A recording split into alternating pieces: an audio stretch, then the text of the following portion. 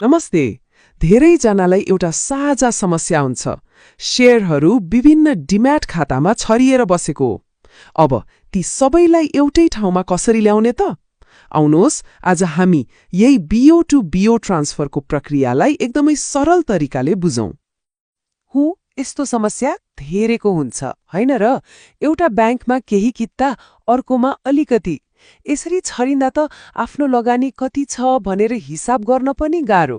अनि बोनस डिभिडेन्डहरू कुन खातामा आयो भनेर खोज्नै हैरान। तर चिन्ता लिनु पर्दैन, यसको एकदमै सजिलो समाधान छ। ल त्यसो भए आजको हाम्रो यात्रा कस्तो हुन्छ त? हामी सुरुमा बिओ टु बिओ ट्रान्सफर भनेको के हो भनेर बुझ्छौं। त्यसपछि के कागजपत्र चाहिन्छ, पठाउने र पाउने ब्याङ्कमा के गर्नुपर्छ, अनि अन्तिममा सिडिएससीमा गएर के गर्ने, सबै कुरा एक एक गरेर हेर्दै जानेछौं। पहिलो प्रश्न नै यही हो होइन त? आखिर यो बिओ टु बिओ ट्रान्सफर भनेको के हो? सोझो भाषामा भन्दा यो भनेको आफ्नो छरिएको लगानीलाई एउटै ठाउँमा जम्मा गर्ने एकदमै सजिलो तरिका हो। यसलाई यसरी बुझौं ल। मानौं कसैको ब्याङ्क एमा पनि डिम्याट खाता छ, ब्याङ्क बीमा पनि छ। अब ब्याङ्क ए को खातामा भएको शेयरलाई ब्याङ्क बी को खातामा सार्ने जुन प्रक्रिया छ त्यसैलाई बिओ टु बिओ ट्रान्सफर भनिन्छ।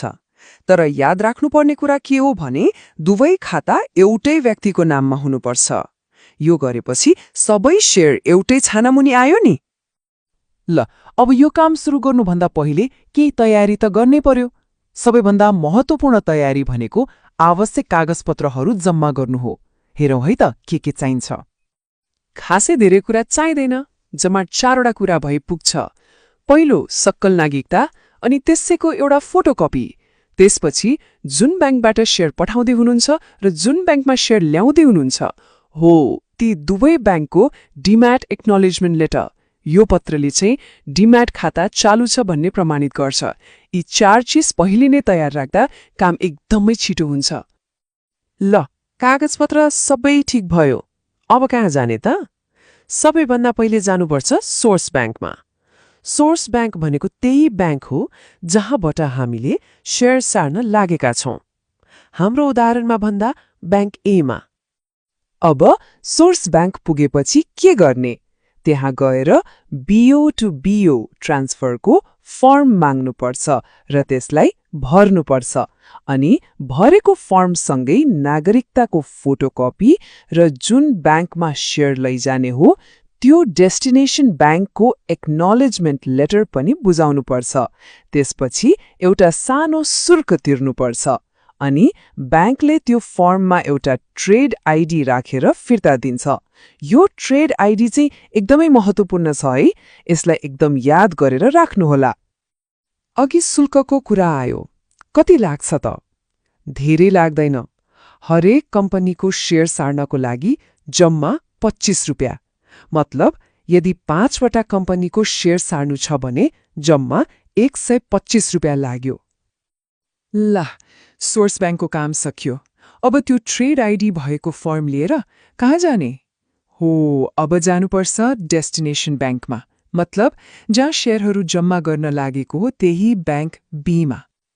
डेस्टिनेसन ब्याङ्कमा चाहिँ सोर्स ब्याङ्कले दिएको त्यही ट्रेड आइडी सहितको फारम देखाउनुपर्छ। साथमा सोर्स ब्याङ्कको एक्नोलेजमेन्ट लेटर पनि दिनुपर्छ है। त्यहाँको कर्मचारीले त्यो ट्रेड आइडी र फारम चेक गरेर सबै ठिक छ भनेर प्रमाणित गरिदिन्छन् अनि एउटा छाप लगाइदिन्छन्। ल यति गरेपछि दोस्रो खुल्किलो पनि पार भयो। अब दुवै ब्याङ्कबाट प्रमाणित भइसकेको फारम हातमा छ। अब के गर्ने? अब आउँछ अन्तिम र सबैभन्दा महत्त्वपूर्ण चरण। यो फारम लिएर जानुपर्छ सिडिएससीको कार्यालयमा अन्तिम स्वीकृतिको लागि। सिडिएससीको अफिसमा चाहिँ खातावाला आफै जानुपर्छ है। त्यहाँ गएर दुवै ब्याङ्कले प्रमाणित गरेको त्यो बिओ टु बिओ फर्म, दुवै ब्याङ्कको एक्नोलेजमेन्ट लेटर र सबैभन्दा महत्त्वपूर्ण सक्कल नागरिकता देखाउनुपर्छ। उहाँहरूले सबै कागजपत्र जाँच गरिसकेपछि काम लगभग सकियो। अनि यति गरेपछि भयो त शेयरहरू सफलतापूर्वक पुरानो खाताबाट नयाँ खातामा सर्छन्। बधाई छ, सबै लगानी अब एकै ठाउँमा आयो। एकछिन है, यो सबै प्रक्रिया त बुझ्यो, तर एउटा नियम छ, जुन नियम पालना गरिएन भने यो सबै मेहनत खेर जान सक्छ। यो चाहिँ एकदमै ध्यान दिएर सुन्नुहोला।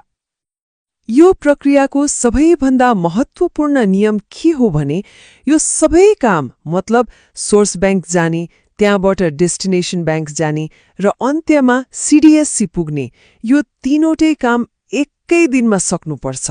हो, एकै दिनमा।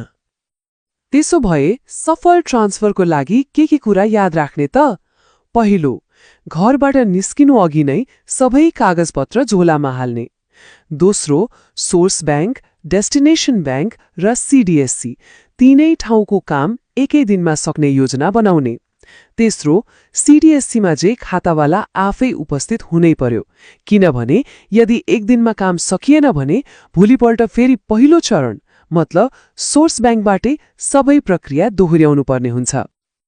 ल, अब त बिओ टु बिओ ट्रान्सफरको बारेमा सबै कुरा छर्लङ्ग भयो। अब आफ्नो छरिएको लगानीलाई एउटै ठाउँमा ल्याएर व्यवस्थित गर्न तयार हुनुहुन्छ त?